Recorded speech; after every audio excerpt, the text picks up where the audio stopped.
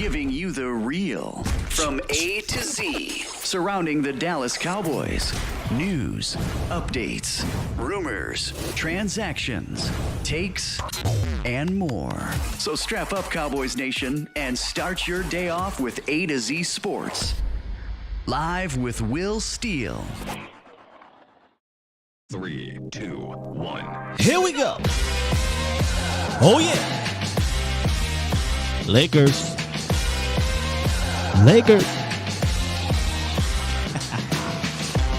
Good morning, good people. Welcome to A to Z Sports Live, presented by Boston Scientific. We stream live on YouTube and Facebook. And, of course, I am your host, Will Skywalker. Still, boom! A little petty today. Just a little bit. You know, a lot of y'all was tripping about my leg show, but hey, that's not what we're here to talk about. Today, we are going to hopefully get into some rookie minicamp notes with our special guest. We're still trying to figure that out. I'll let you guys know throughout the show. Nonetheless, we'll also hear from the coordinators, specifically Dan Quinn. All three of the coordinators talked this past weekend, but we'll listen to what Dan Quinn had to say down there at the start. Yes, sir. And the schedule dropped on Thursday it was, and I was not here Friday. So depending how things shake out today with our potential guest, we may also talk about the schedule release. I was going to kind of push that off till Tuesday due to the rookie minicamp situation. But if things don't work out, it's all good. We'll talk about the schedule as well. A lot to get into, man. I'm starting to really love this part of the offseason because you get the fresh blood. The new guys are down there touching down for the first time, and you're hearing this, you're hearing that. We'll hear DQ talk about the defense in a second. And it just kind of gives you that enthusiasm, right? And then the schedule drops as well. So all y'all out there that want to come down to Dallas, you can kind of start to plan to get your situation together for the games. We also could take a look at what we like and don't like about the schedule as well. But it's an exciting time. It's kind of the time to start turning the page for the next season, if we're being completely honest. It's starting to turn the page. So what's good, Bomb Squad? Bomb Squad!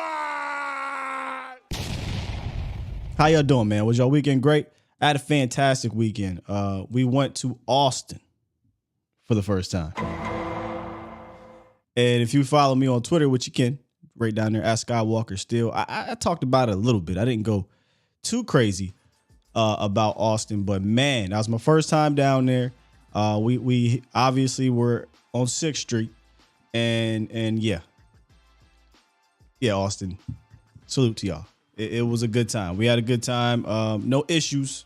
I've heard about some issues down there as well, but we did not have any issues. We had a fantastic time. We'll go back and we're going to hit up some other spots down there in Austin that aren't 6th Street, but we had a fantastic time down there, man. It is 100% fun. I didn't realize it was like that. So, and we're not that far away. So I might have to travel down there again, but hope y'all weekend went well.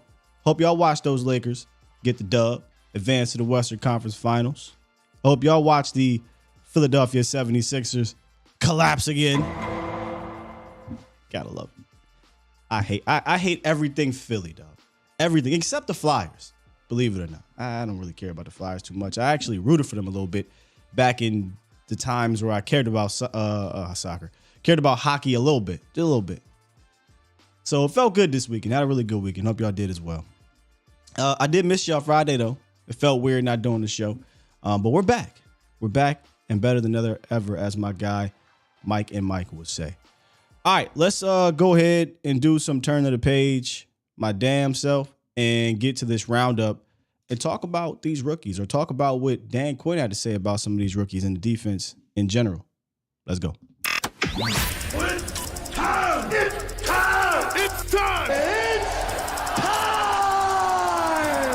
It's time. It's time. It is time for... It's time for the morning roundup. Round 'em up, boys. Hey, yo. Micah Parsons, he got the Twitter world and Cowboys Nation in a buzz last week or a week and a half ago where he talked about moving to moving to full-time defensive end. And in doing so, in prepping himself for full-time defensive end, he's down there working with Andrew Whitworth. Now, we know how Micah Parsons is with his work ethic, but let's listen to Andrew Whitworth talk about Micah Parsons reaching out to a Super Bowl champion, by the way, and trying to better himself when pass rushing against some of the best tackles in the league. Here's Andrew Whitworth on Micah Parsons. He reached out this offseason and said, man, would you have any interest in coming down where I train and working with me? And just, obviously you're going to have D-line coaches. You're going to have things you're going to learn from edge rush guys that you've been around. He's like, but I have the mentality. I want to practice against somebody who's really elite at being my opponent. And I want to get what's that feedback from that person. And why would he shoot his hands on this player? Why would he jump me in this scenario? So we watched a lot of tape of situational football, the different drops quarterbacks take and why the tackle takes a certain set or uses his hands a certain way. And it was really fun. It was really igniting for me. I was telling Sean McVay last night when I was coming back, like I was full sweat. I feel like I'm coaching out there, just having fun, getting excited, just talking ball, man. I love this game. It's changed my life, and I look forward to seeing how it changes other guys' lives. So to get to be a part of somebody like Micah Parsons' journey and just do something to help him in any way I can, it was fun for me. Man, when you hear people talk about Micah in that manner, we know Micah is serious about the game, loves the game, but we see the gritty part of Micah. This is the part we really don't hear about or see about, because obviously he's doing it in private, right? He's doing it with these guys.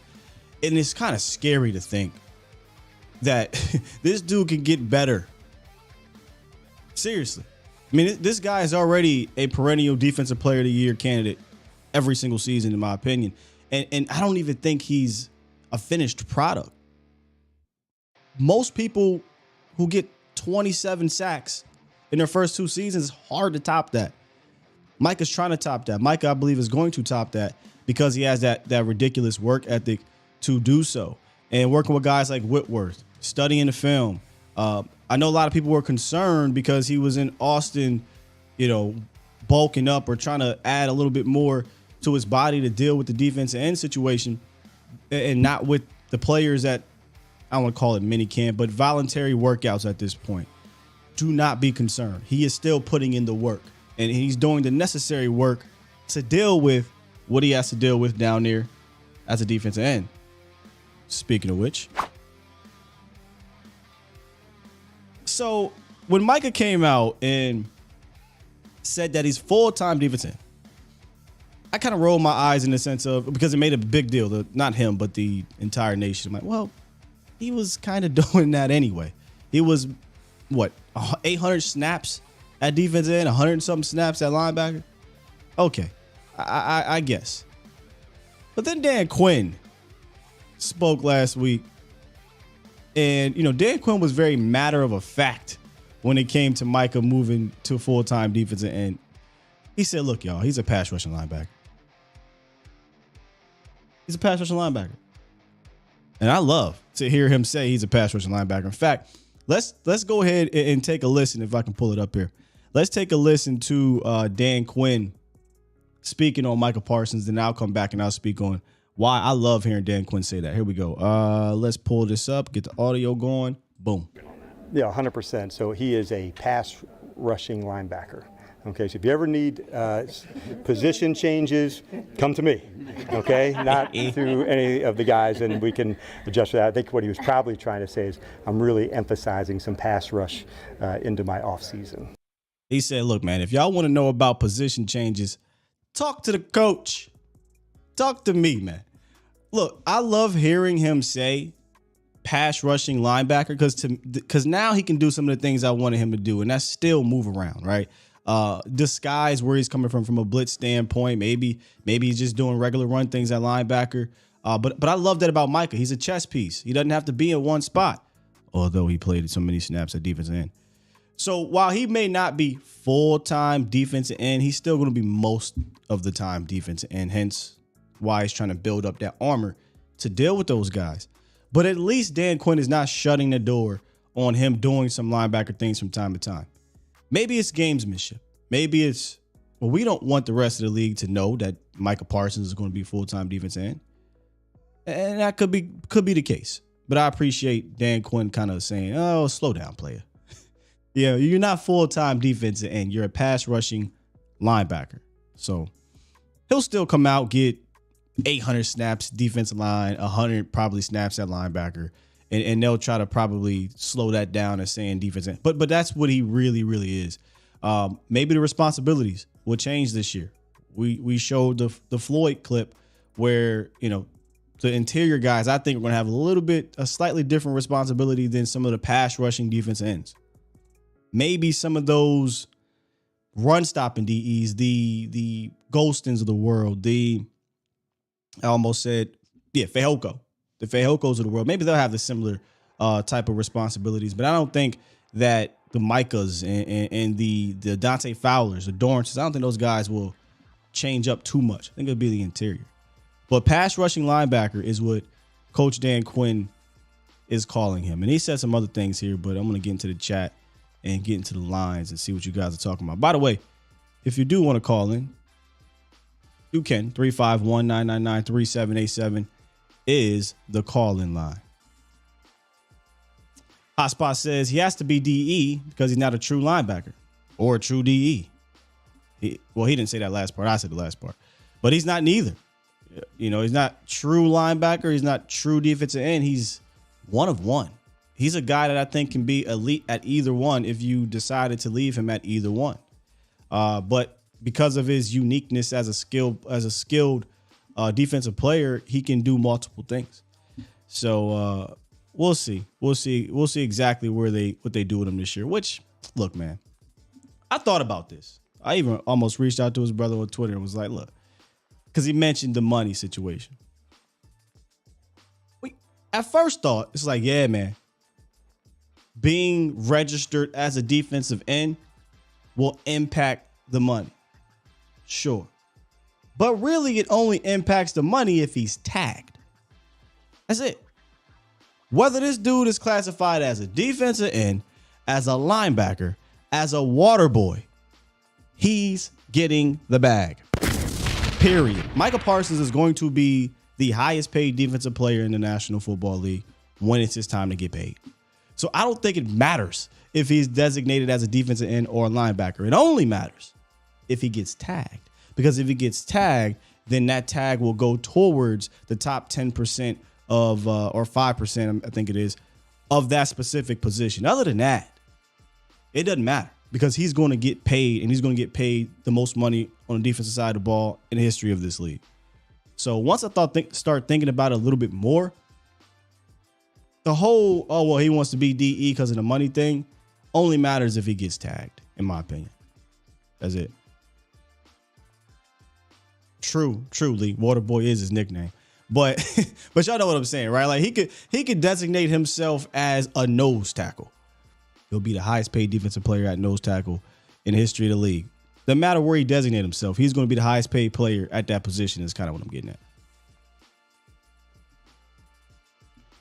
The Guru said, when is he off ball linebacking? He did it a few times last year. He had a game, first game of the year, he played like 20 some snaps there. The Green Bay Packers game, he was there a good handful of times. Not a lot. That's why you saw, 700 or 800 snaps at defensive line, only 100 or something at linebacker. He's not going to play a whole bunch of off-ball stuff, but at least he is versatile enough to be able to do that. And the Cowboys, I think, are deep enough on the defensive line to be able to kind of move him around from time to time.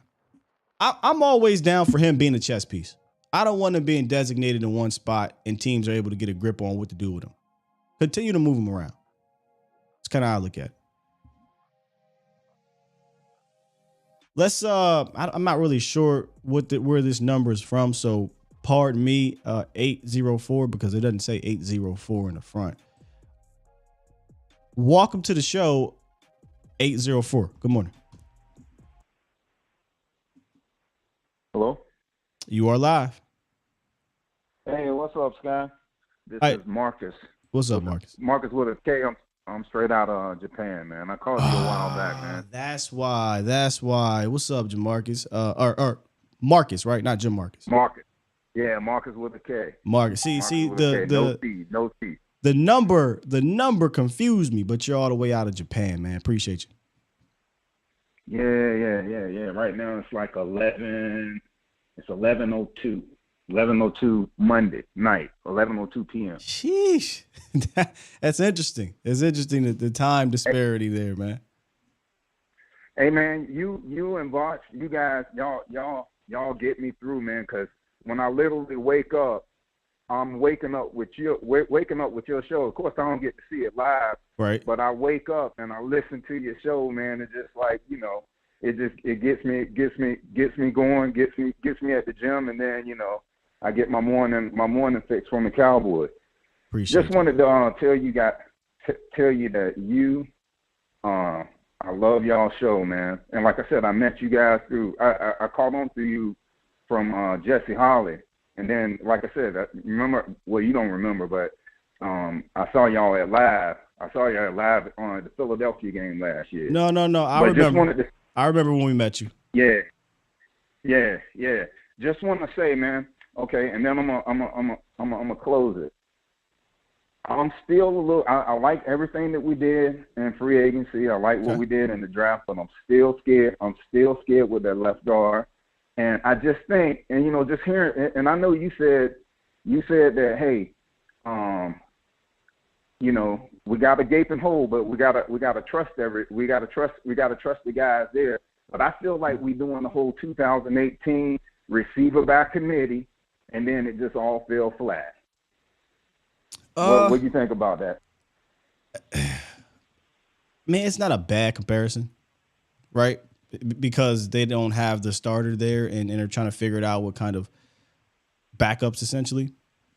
Unless their starter is Tyler Smith. That changes the conversation a little bit. Now it's more or less about the guard spot and more so about the left tackle spot in regards to trusting him to be there. So it's look, I'm not mad at the comparison, but the position at receiver, you needed more than one player, right? Like you needed more than one starter. In guard, you only need a guy to, let's be honest, you just need him to be good enough. I don't need a number one wide receiver at guard. Does that make sense? Where in 2018, I got you. Brother, you didn't have a number one. You didn't have a number two. You didn't even have a number. Okay, you had a three. You had Beasley. You had Beasley in the slot. Yeah. But you were so deficient at that position, man, that the other guys around them couldn't make it better. Whereas on the offensive line, listen, I'm with you. The guard position is worrisome.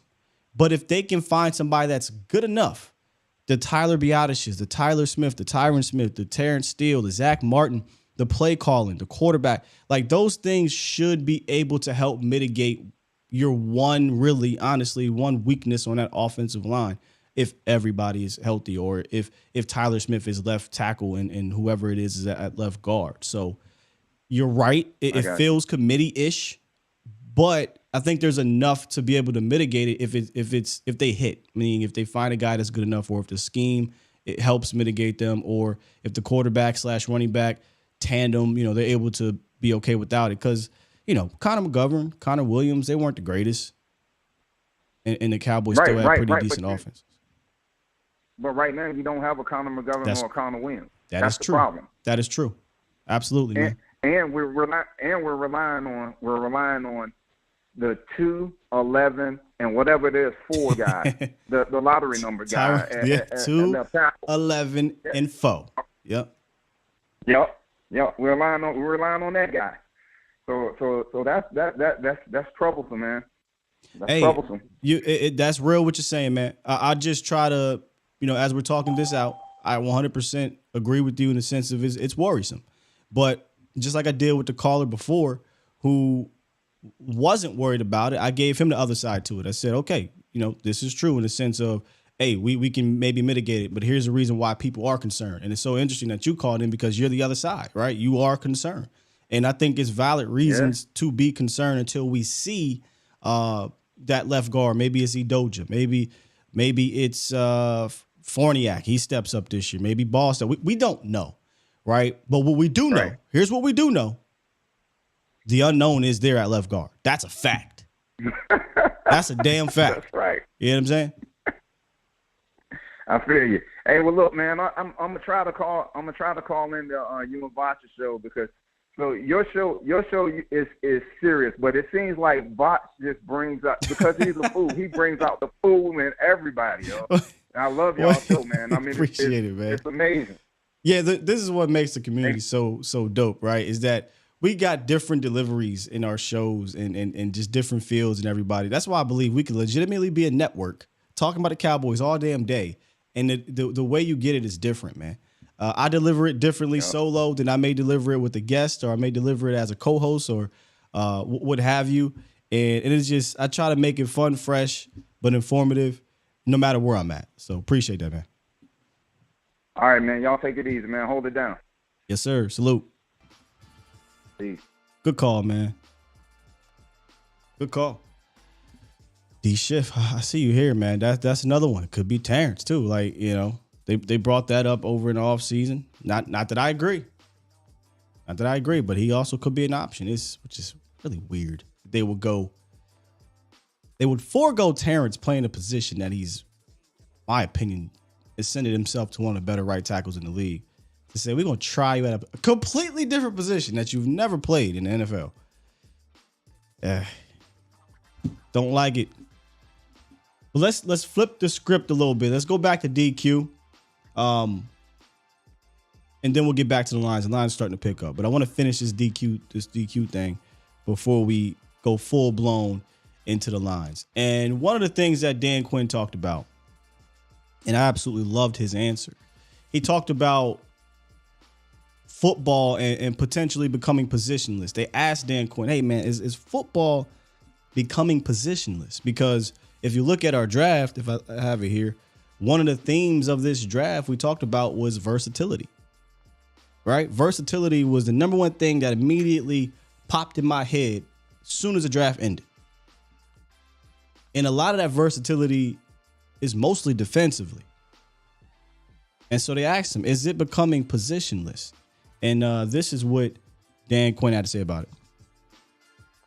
Is football going to becoming positionless? I think in some spaces it will be. I don't think we're going to see any corners playing nose tackle. I don't think, there's some things that won't. But I think for the amount of space plays that we have, a receiver that can be a runner can be a receiver, a tight end that can be a receiver, a DN that can play backer, a safety that can play nickel, those perimeter type of people, I think, is changing that way. And certainly we're seeing that in college. I don't know how many defensive ends were drafted compared to linebackers. Will would know that, but I think a lot of players are coming in. This guy's fast, he's athletic, get him on the field. And sometimes you're seeing a guy who might have traditionally been a linebacker in the past, but is using his speed and his athleticism to go play. So I want to just try to incorporate that as often as we can. And as you're about to hear, as he's explaining that, the whole time in my head, I'm like, he's talking about Overshown, ain't he? Then I'm glad that somebody down there thought the same thing, cuz Sean fit into that mix. He does. And all of those. Yep, he definitely does. And so going through the process, we even tagged people we thought would have, dual roles. It doesn't mean all of them will, but I do want to start that development. And sometimes it may be a whole year away to say, what would that look like behind the scenes, training in something, and then going. I think an example of that last year for our team was Bland, where he played outside early, and behind the scenes we were working him at nickel. And then when Jordan got injured, he was ready for that space to go in and play well when that happened. But he was always behind the scenes kind of doing it. You don't want to have somebody do something for the first time in game week, because then it could be difficult. They didn't know all the ins and outs and where the problems are in a down. I absolutely loved his answer right there. He went into detail, a lot of detail. And really, this whole entire interview was very detailed, and we'll get to another part that I love too. But the Bland example, chef's kiss. Perfect. You could even include Israel Mukuamu in that. Now, I know he had a little bit of experience playing in the slot last year prior to the playoffs, but that's another guy that they were probably working behind the scenes to handle more slot duty things. He plays significantly more snaps in the slot in the playoffs than he did in the regular season because they kind of were working on that quote unquote cross training. Defensively, they were cross training these guys. But man, it just goes to show you the detail that Dan Quinn puts into this thing, the foresight that he has into this thing, and it paid off hugely with Deron Bland doing some slot corner things behind the scenes, but wasn't necessarily doing that right away on the field until Jordan Lewis went down. And once you saw him go down, he stepped in right away and just looked comfortable. And you'll see here in this next part we're going to talk about the ability to play fast, the ability to not think as much. A lot of that is about the preparation. A lot of that is about being able to go out there and be confident. And doing some of these cross-training things works out. Now, not for everyone. It's not always for everybody. And at this point in time in rookie training camp, it's about seeing, can these guys handle it? Are they great at or good at this and that at the same time, or are they not? Because if they're not, then we're not going to put that on their plate. And that's something that Dan Quinn also talked about. Specifically, he mentioned Isaiah Land. He was one of the more sought after pass rushers in the undrafted free agent market. And we know he's a fantastic pass rusher. However, he's slight. He's small. Only goes about 230 something. And they wanted to see him do some linebacker things. And they had him working, doing some linebacker things. But he emphasized development in doing those type of things. And I kind of want to listen to that as well. So here's Dan Quinn talking more about doing dual things and relying on development. There's no timeline on that. Like, development takes time. You're not going to, get there in 1 day or 2 days. Like, we're going to be in this for the long haul to see what they can do. And not every person that you train at two spots works out that way. It's okay, that didn't work, let's go back and get good at something. So I'm pretty cognizant of that. I don't want a player to play slowly because they're overthinking. My job is to make them play fast and clean, where they can go run and they can go hit. They can do what, Coach? Run, hit, talk. One more time. Run, hit, talk. There it is. You, and this is what I love about hearing him say that, besides of the Run, hit, talk. is that McCarthy said something very similar. He said something very similar, and his was a pow, pow. It's kind of a shot at Kellen Moore, where he said, look, man, I don't want these guys out here thinking too much because they can't play fast. They cannot play fast. And defensively, you're already at a disadvantage because you don't know where they're going defensively. Or as a defender, you don't know where the offense is going before the play. So we don't need you out there thinking too much. So if Land or Overshown or whomever can't handle the dual responsibilities right now, that's something they'll look towards the future. And I love that. There's a plan here. There's a concise plan here. And there's a plan that I trust with a guy like Dan Quinn. It may not always work out, but it's kind of the opposite, the inverse of the other guy that's no longer here. What is the plan? Do you have a plan for said player? It never seemed like he had a plan for any of these specialty type of players. Dan Quinn will. It may not work out, but he's going to find out if it does. That's for damn sure. So I love to hear that these guys are on the same page. And maybe my favorite quote of this whole thing was when they were talking about Overshown and him getting there. He kind of ventured off into one of the things he loved to see out here was the communication. And he got into detail about communication. When you think communication as a fan, you think, all right, just talking, right? Just communicating. And if the play doesn't execute well, they just didn't execute well. Well, Dan Quinn said, no, sometimes when we are making them do these things over and over again, it's because they're not communicating enough or they don't know how. And I'll let him explain it. And I'm going to tell you why I believe that specific skill, we're going to call it a skill, could be a reason why certain players just didn't see the field as much last year. So here's Dan Quinn on the importance of communicating early on. What I found out today, what I was really happy with, is the communication piece, of being inside and directing things. So whether, you're at safety or a backer, just having that ability to communicate and talk to the guys, that's so important. The best of the best defenses, they talk. And so if you saw us repeat a play, it might have not been due to the execution, it was due to the communication, that it wasn't loud enough or strong enough. So that's part of the teaching of them to go. The term I would say is they're grown, but they're not grown-ups. Like they don't communicate and say it in the way that we need to yet, but we'll get them to that spot. They grown, but they ain't grown-ups. Man, I just absolutely love hearing him get into detail about that, because I didn't think of it that way, right? Like, look, the communication aspect is so key in what we do defensively, because if you're not where we need you to be, it ain't gonna work. And I was thinking as he was saying that, I wonder if that's why you didn't see some of these young guys get that opportunity. I wonder if that's why you saw some other young guys like Damone Clark, for instance, who was fine when the veterans were there. But when Barr went down, when LVE went down, you saw him thinking. You saw him not playing as fast, or some plays you see him shoot the gap or play fast because he didn't have to think as much. And I wonder if it's because they didn't trust those guys with communication. Now, all last year, you heard me on this show say, my theory was they just don't trust the young guys. I didn't know why. I didn't know what the specific thing was. They didn't trust them. I'm wondering if it was the communication aspect.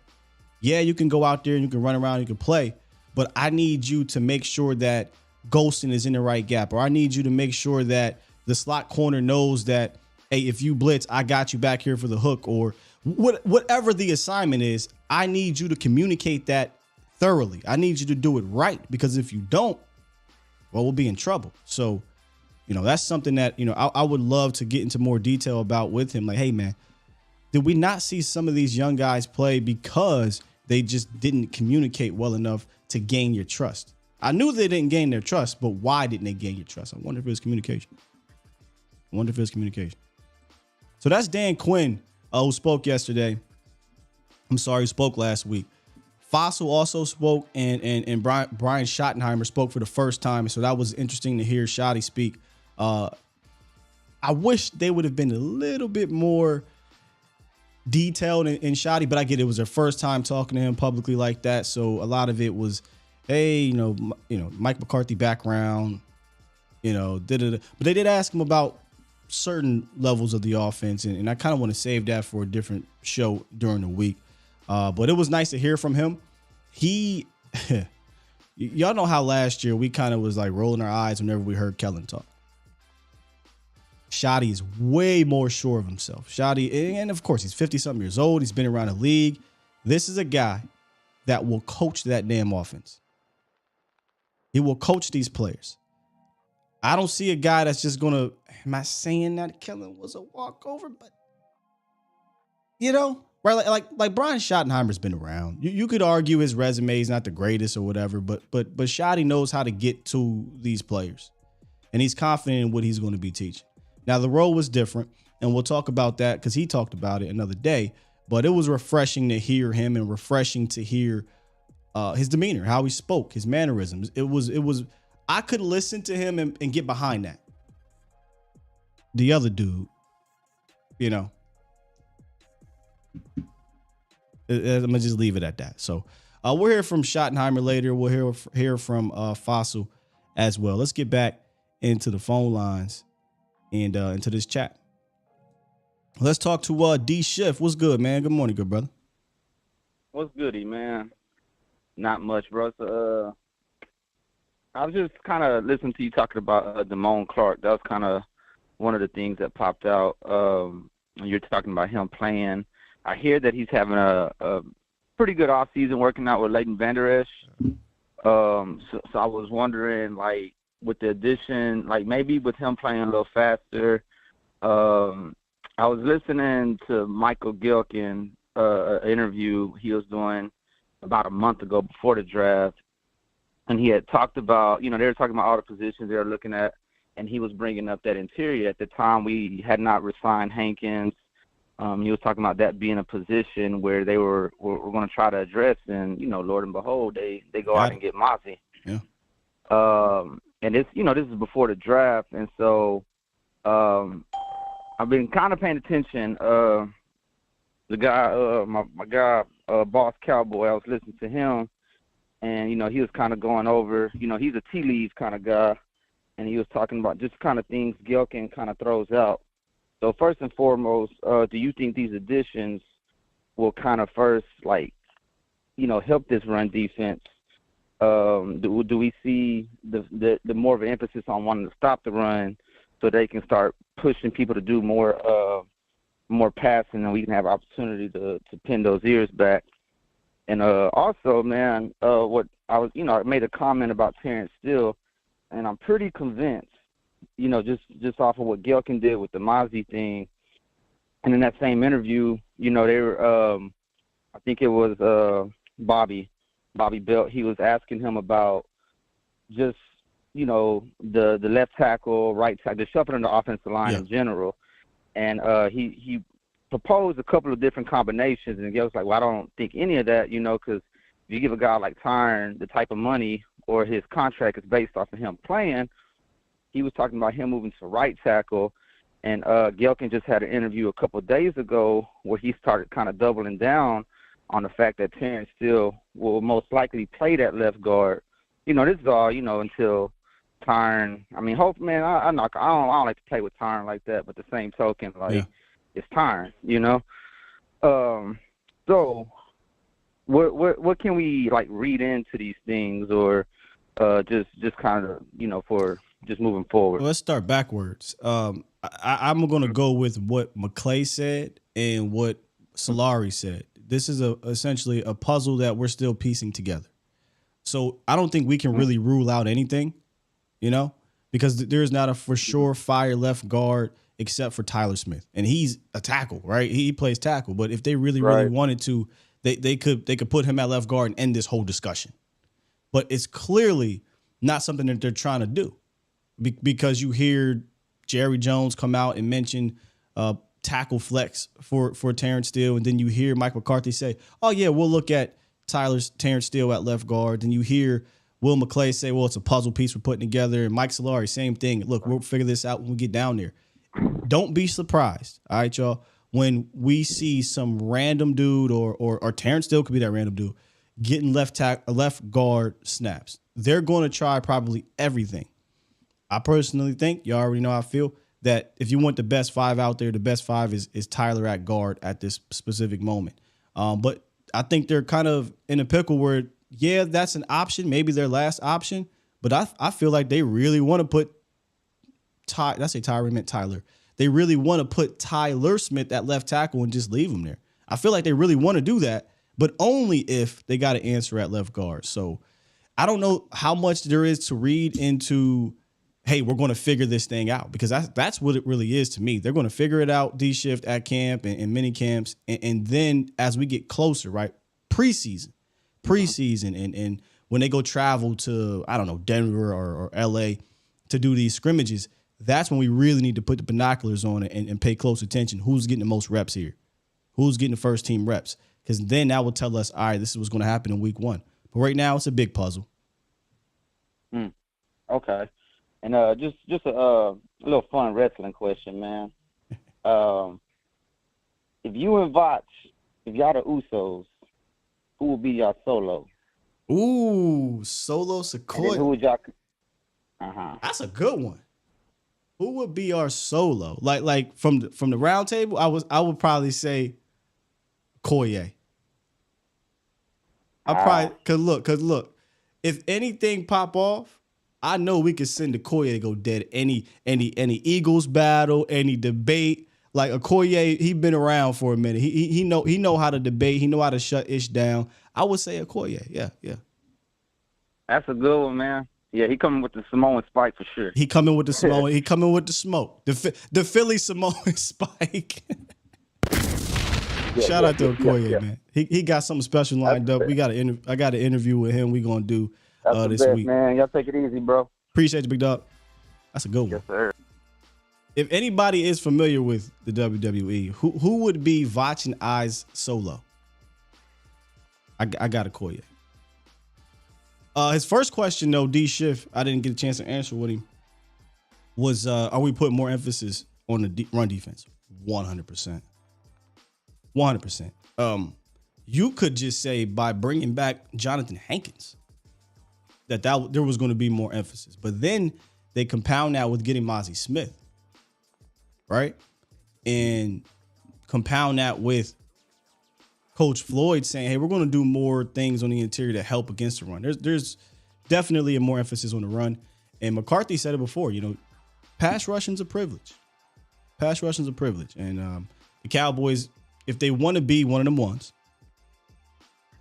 usually, if you're one of them ones, you're a team that teams can't run on. Not in stints, not, oh, well, they played well a few games in the playoffs, which they did. They absolutely played really well in the playoffs against the run, but they didn't have enough horses to be dominant throughout the season. I think they realized that. So they went out and added to a Jonathan Hankins. See if we got some answers here. We got too many of them. Let's get Landlord from Alabama. What's good, Landlord? What's happening with the Sky? You doing all right, man? Man, I'm doing fantastic. I'm energized for this Monday show. Yes, sir, man. I was listening to Mr. Brian Schottenheimer, and he said one key word that got me. I'm already pleased and pumped for the season. He said he was talking about strategies and families of plays. Families of plays, guy. That signifies a scheme. Yeah, it signifies a scheme. Because I thought about it, I'm like, Kellen Moore plays was not related at all. You know, yeah, he said they wasn't related. They was ops. Another word, Landlord. He said build, right? Like, and I get he was mostly talking about like building throughout the season or throughout the their I guess their process throughout this off season. But he also low key was talking about within their game planning and within their plays. And I get it. That's probably everybody builds. But I truly believe that they will be dribbling with a purpose in what they do. Man, you said it too, and I heard the confidence and how sure of himself he was too. Like that's the type of guy you want that men don't mind following. Like you can't be questioning yourself, whispering and stuttering and stuff when you up here on the microphone. So Schottenheimer got that presence that people want to follow though. So you said that too. And he's been around the block, of course. Him and his pops probably making up schemes and plays at the dinner table. So this type of guy we need, you know what I'm saying? Yeah, I mean, look, sometimes just a different voice, no matter who that voice is, could help. But fortunately for Schottenheimer, he's been around the block. He's helped a guy like a Russell Wilson. I don't think you can just scoff at that. By the way, a lot of people like to look at what he did with the Rams or some other team, but what he did with Russ, I think, is huge. And what he could potentially do with this upcoming team, the Cowboys and Dak Prescott. But he'll be in a different role. So this will be new. We don't really have an experience in him being the designer and then McCarthy being the play caller. But I don't know, man. I feel like there's a comfortability level between the two that they're able to do this with no problems, man. Yeah, because they've been working together for so long. So they on the same page. They on the same accord. It's not this tug-of-war battle that was going on with him and Kellen Moore. You see what I'm saying? We're going to be much better with that alone. Yeah. So I just thought that keyword, family of plays, that's going to be huge for us, man. I'm going to tell you that right now. Yeah, that's going to be huge for us. And this one last thing I was about to say, it speaks to having an identity. You see what I'm saying? Because if we don't have an identity, when you're back against the wall, you be struggling for real, then you need something that you can hang your hat on and always resort back to when you in a pickle. You know what I'm saying? Like you we need this play. We don't have the game been going rough. Yep. Let me go back to what I do. We never had nothing to refer back to. Like I said, he spoke to a family of plays. Kellen Moore plays was their own ops. They was not related at all. It was a mixed bag, and I just thought that was huge. Yeah, and we know that well, we assume, but I believe this. I think the identity will be establishing the run. I don't want to go too far and stamp that, but it feels like it's going to be to either establish the run or B, establish it to establish the short game to the point where the linebackers and safeties have to think about what's happening in front of them. Because what I don't want to do is assume that we're going to just be a 35 to 40 run per game team. I think we are going to see more a run determination when the Cowboys have a lead, when they're backed up, or when it makes sense, right? Situational football. But I don't want to rule out swing passes and checkdowns being a part, the short pass game, screens being a part of the quote unquote run game. I know it's not necessarily the physical aspect of just running down, running on somebody and bowling somebody over, but it'll also attract those safeties, attract those linebackers, make those defensive ends think, and then boom, play action. And now you got to play deep or intermediate that could go long. So I think they're going to emphasize that short game and run game to set up the bigger plays this year. Just to piggyback on what you said, I think that's a great analysis because if you look at the skill set of the running backs that we have, that's exactly what it seems like they want to do, right? The swing pass, the long handoffs. Look at Tony Pollard. Look at Deuce Vaughn. Like, that's their skill set. Yeah. So I think that was a good analysis, man. You on the song with that because the long handoffs could be considered the run game. These little swing passes and screens and stuff like that. Could you imagine us having a screen game back, Scott? I've been waiting for it since 2017. I've been waiting for it. That'll be crazy, man.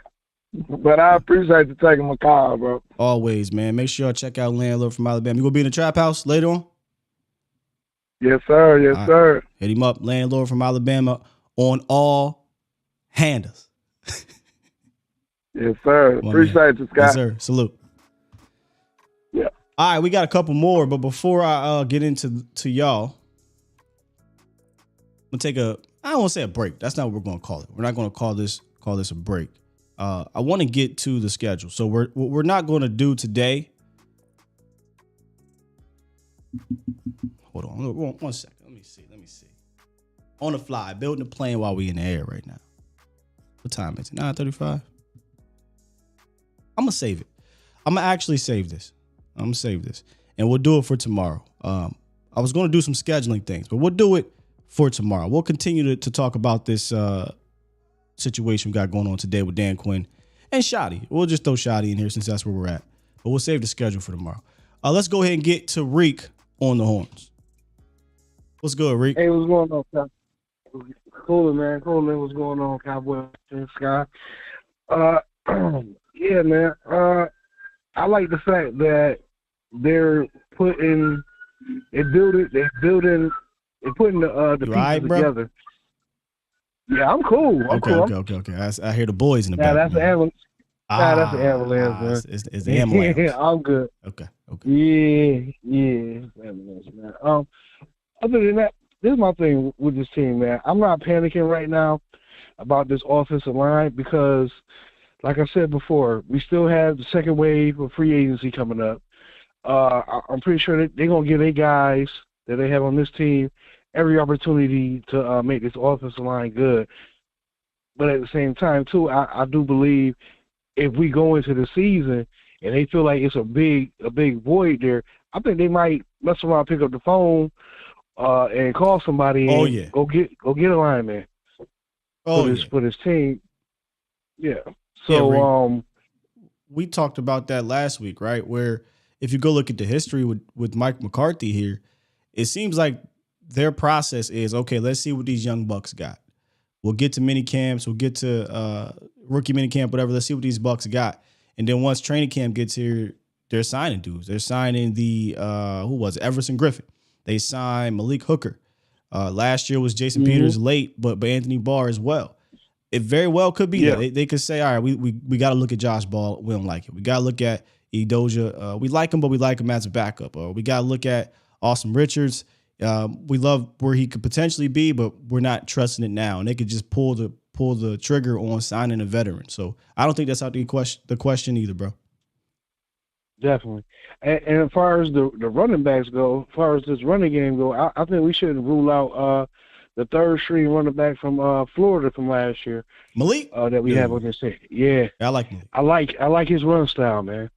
And I think he's going to be a big part of the offense too. Big one. Yeah, I think so too. I'll say this. Like I was saying, I'll say this about Malik Davis. If they decide to not go fullback, he'll probably be the one. Him or Ronald Jones will probably be the ones that get the axe. If they don't decide to roll with the fullback, I think all four of those running backs make the team. Yeah, I would get mad I'll get upset if they cut him though. I like his running style, and I think he was slighted last year in the playoffs because I really believe he could have gotten the playoffs and probably did something to help out the team when Pollard went down, and I really believe that was on Kellen Moore because there's no way in heck that Mike McCarthy is going to not let that running back get on the field, especially at that time. Yeah, that was the dumbest shit I ever saw in my life in a playoff game. And I really believe he's going to work hard enough to make sure he gets on this team this year. So I'm all for it, man. I think we got a good thing going, and I like the fact that we got a good coach and a good OC that's going to put their foot in Dak behind when Dak out there messing up a little bit and not that buddy bullshit from the last couple of years. Nobody saying nothing to Dak or getting upset and saying something to this dude when he's doing bonehead plays out here. I need a coach that can talk to this cat, get him back refocused, and go back out there and win the game. Because that's what I care about the most. I don't care about the stats. I care about wins. Yeah, that's it. Yeah, that's all I want to see. There's no roommate as my coach anymore. I think we said this last week. Schottenheimer has no ties to Dak Prescott. He respects Dak Prescott, but he's going to coach him, right? That's what I was saying earlier, was that I think Schottenheimer is going to be able to coach Dak Prescott into doing the things that, they believe is best for this specific scheme. And they're not going to get rid of everything that the Coach Moore did. They're not going to get rid of it all. But from a coaching standpoint, no, there were some good things that they had there. But from a coaching standpoint, I think he'll be able to get the best out of him. I think McCarthy, from a play caller standpoint, will be able to get the best out of him. And then when he makes his mistakes or what have you, or mistakes are going to happen. So I don't want to be like, oh, he makes a mistake, you getting on him. But when things are continuing to happen, right, in regards to the miscommunication, who was checking who? We saw Dak Prescott constantly checking dudes, but who was checking who? Was the coaches? I mean, maybe they're doing it behind the scene. You know how I feel about Kellen. I don't know that I necessarily believe he carried that type of weight. But who was really checking who? I feel like Mike McCarthy was like, hey, Kellen, go ahead. This your thing, dog. This is what you want. You want option routes. It ain't working. But you figure this thing out. And Dak is getting upset and trying to figure things out. And then you got CeeDee Lamb and the tight ends trying to figure things out. But it didn't really seem like there was a hierarchy that was smooth. I think there is one now. I don't think you'll see too many, hey, we just going to let Kellen Moore figure this out. Now, I think Schottenheimer and McCarthy know how to put those guys in best position. And then when it doesn't work, I think there'll be a very easy reason why it didn't. And I'm going to say this before I get off. My thing is like this. How can you respect the dude, even though he's your coach now, how can you respect the dude and you took his job as a rookie, even though he got hurt? How can you realize if this dude trying to yell at you, kind of looking at him like, really? You wasn't half as good as me. Like, sit your ass down somewhere. You know what I mean? Like, you can't, you can't tell me Dak ain't never thought about that. Like, man, who the hell you think he's talking to? 100%. Like, look, man, he ain't never gonna come out and say it. But 100%. Like, come on. I don't want to use the word disrespect. But let's just be real. He probably didn't have that fear that coaches usually instill on players. And not because like, oh, I'm scared that he going to do something to me. But no, like there is a little bit of fear factor of, man, if I don't do this, man, coach might get on me, or he might bench me, or he might pull a couple like there is none of that with no Kellen Moore. Let's be real. It was never that. But all right, Scott, man, thanks for taking my call, man. Y'all have a good one, Cowboy Nation. Oh yeah, one more thing, man. What's that? I'm a new uncle today. Hey. My sister had a baby girl. So thank y'all. Congratulations, man. Hey, thank you. And I'm gonna holler at you, Cowboy Nation. Peace. Salute. Uncle Reek. Might have to change your name to Uncle Reek. By the way, speaking of having babies and whatnot, shout out to all the mothers. Happy Mother's Day this past weekend. If you celebrated Mother's Day, if you're in the chat, happy Mother's Day to you. Happy Mother's Day to my wonderful mother. And happy Mother's Day to Cowboys Nation mothers out there. Look, y'all got the hardest goddamn job in the world, man. The hardest job in the world. Y'all are the backbone of our family. So salute to y'all and hope y'all enjoyed y'all Mother's Day. Nah, Uncle Rick, hey, I'm Uncle Mr. My Thing Is. Yeah. Ban says, you really think Kellen tells Dak after a horrible play, what the F you thinking? No. And when I brought this up to my man, Jesse, we reached out to, I almost said coach, but he was a coach here. He was a coach, Kittner. We specifically asked about the relationship and how difficult is it to really coach essentially your peer is who that was at the time. You know, Dak and Kellen early on, because they were on the same staff when Kellen, I believe, was the quarterback's coach. Maybe he might have been offense coordinator. I can't remember. Yeah, he was the offense coordinator, 2019. And, you know, Kittner said, yeah, it can be difficult. It can be difficult because you can't really coach said player. But there was a mutual respect level.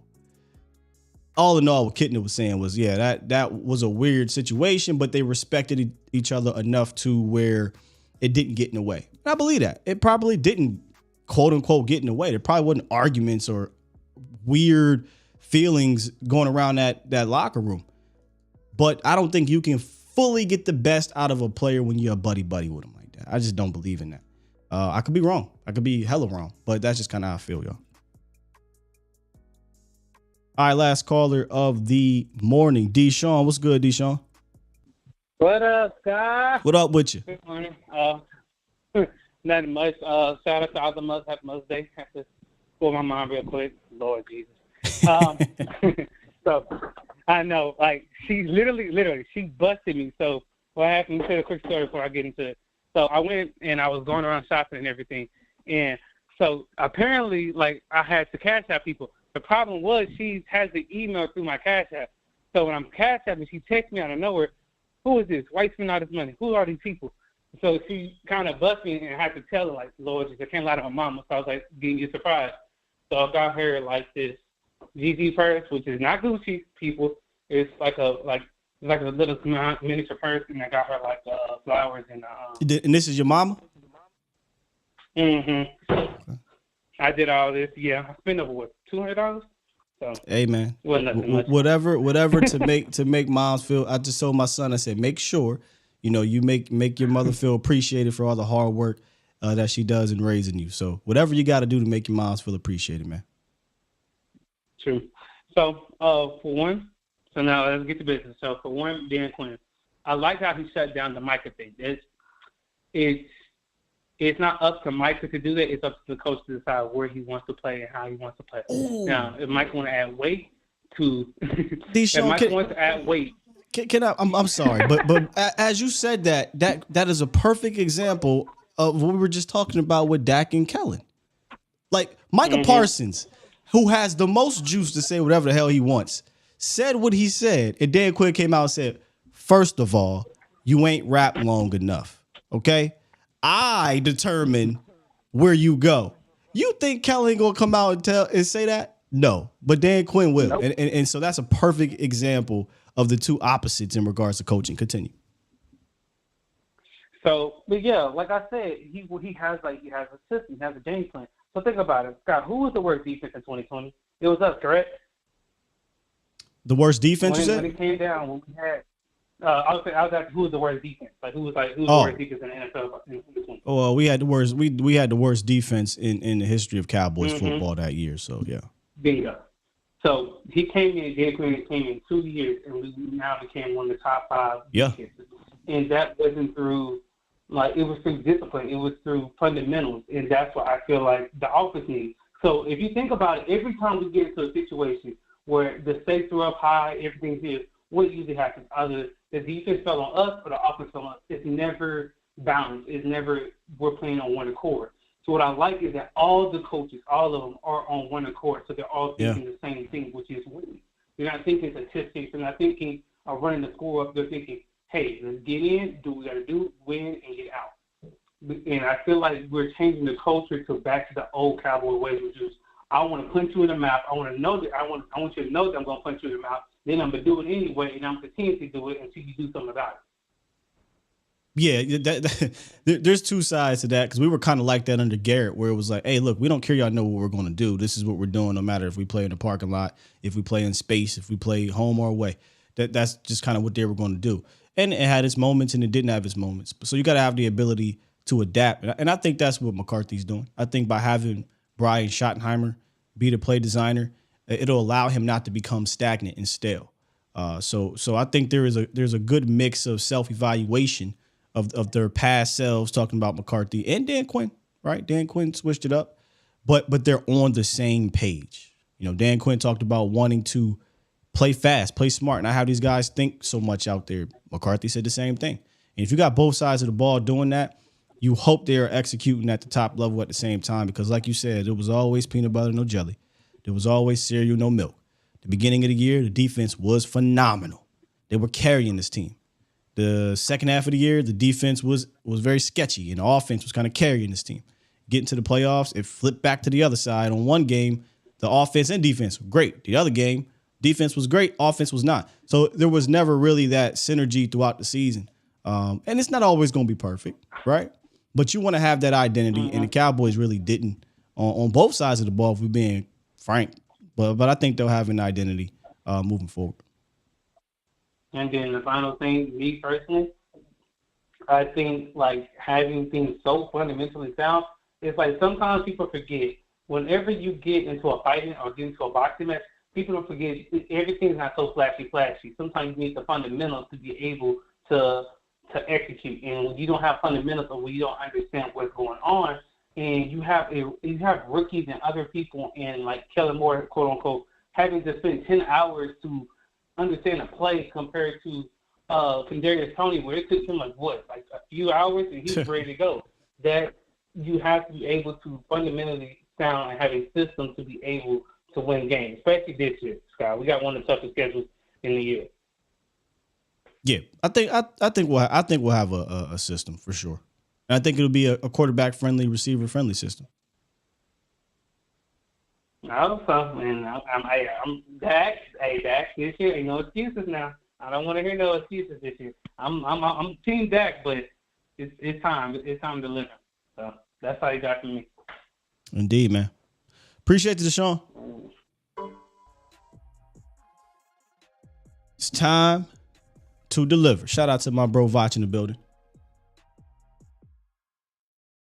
Vach was around the way yesterday. We linked up, went to Sidecar Social, had a good time, man. Yeah, my brother's growth is just amazing.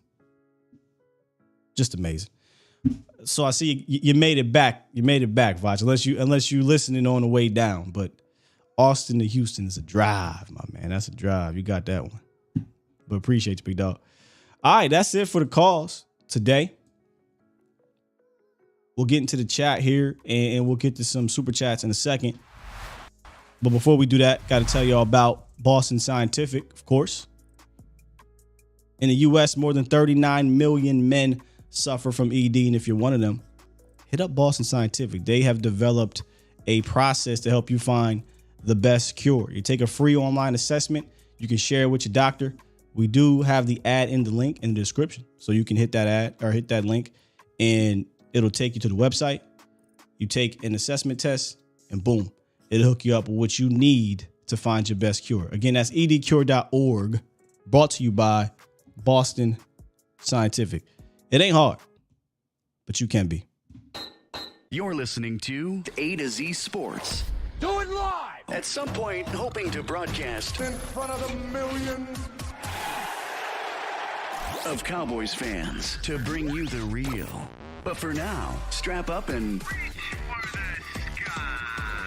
here's your host, Skywalker Steele. I'm Luke Skywalker. I'm here to rescue you. We'll do it live.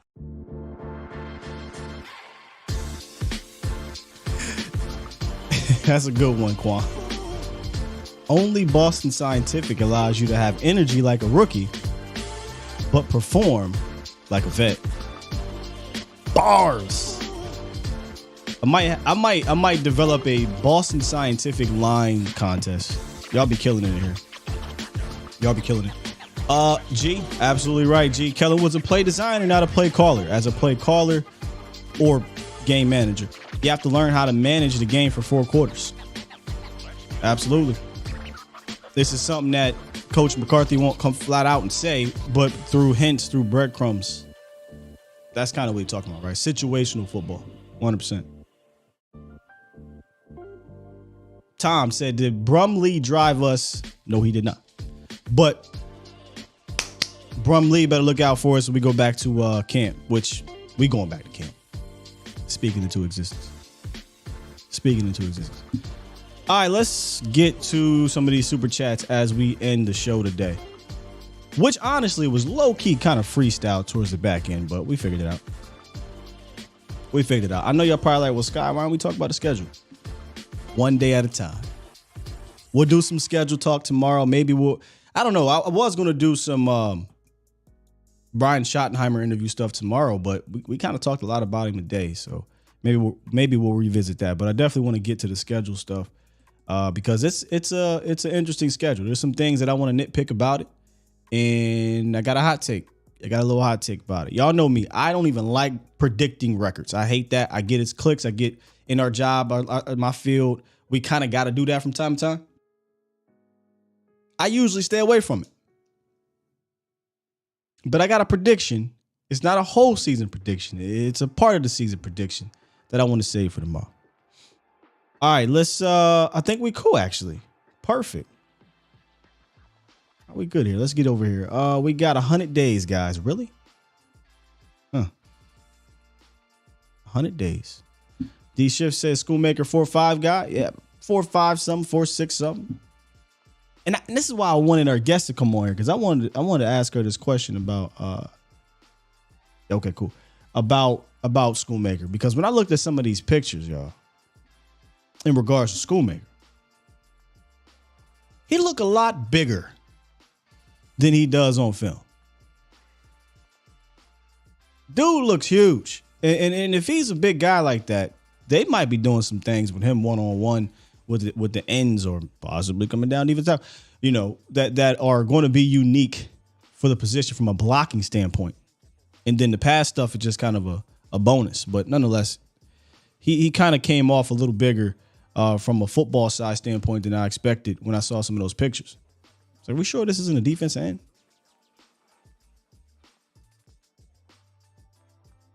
I mean, look, we'll do that tomorrow. I'm not going to ruin the content, but we'll do that tomorrow. I already see some of you guys dropping the records. I get it.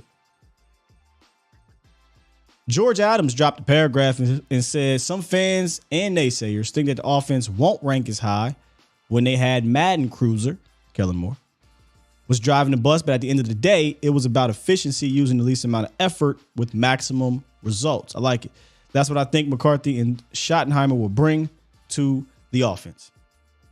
We may take a dip.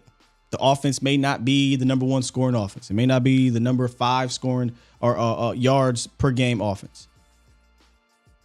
But if this system is what we think it's going to be, I still think it'll be an efficient system. I still think it'll be an offense that if we're being honest, from an individual standpoint, you'll have to prepare differently for it because Brandon Cooks is here. Brandon Cooks makes you do things differently on that back end. Depending how they align CeeDee Lamb, he may make you have to do things differently on that back end.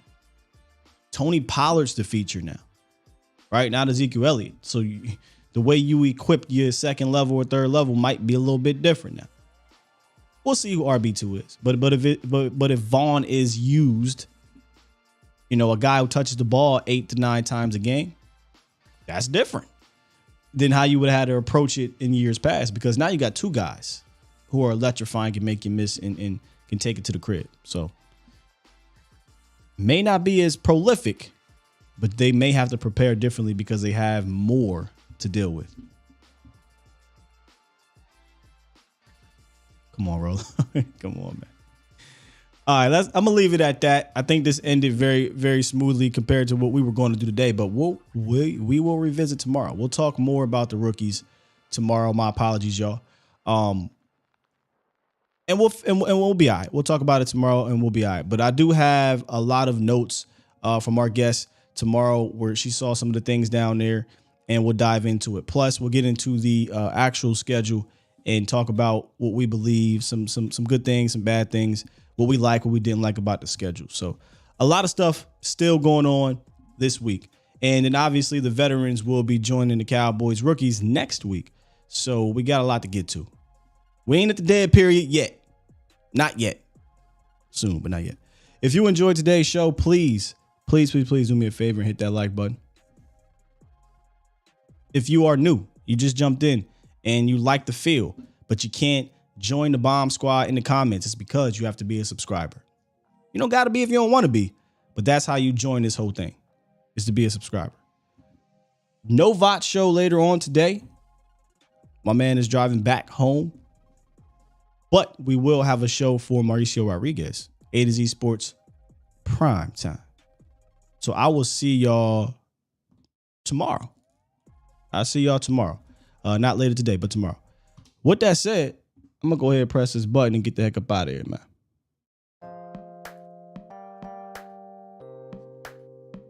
Peace. It's like, why my thing ain't working? We good. Let's see. I don't know either, Rolo. That's just how it be, but it's all good, man. If you are in here and you do want to support for free, all at the same time, just press like, man. It'll be all right. Appreciate your INC. Good calls today. Good chat as always. Love y'all. See you tomorrow. Peace.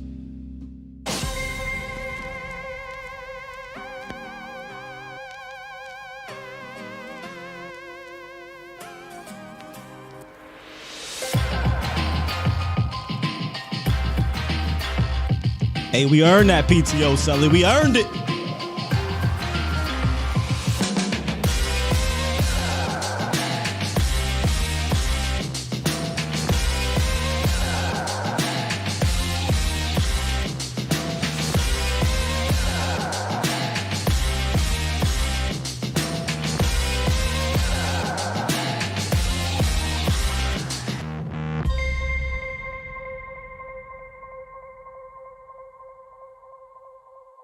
Bomb Squad!